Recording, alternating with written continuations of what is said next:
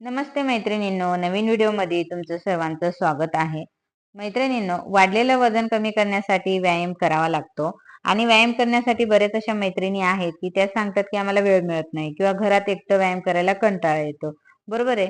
पण कंटाळा करून किंवा आपल्याला वेळ मिळत नाही हे कारण सांगून आपण जर व्यायामासाठी टाळाटाळ केली तर आपलं वजन कधीच कमी होणार नाही.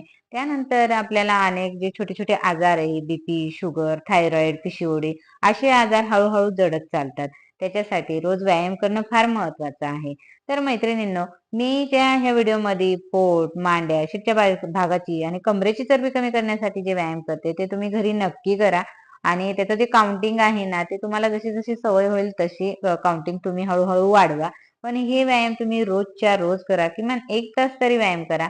तर आता मी माझं कमरेचा जो भाग आहे तो बऱ्यापैकी कमी केलेला आहे. मांड्यांची चरबी पण कमी झालेली आहे. त्याच्यानंतर पोट पण कमी झालेलं आहे. तरी राहिलेलं जे फॅट आहे ते अजून मी कमी करणारच आहे.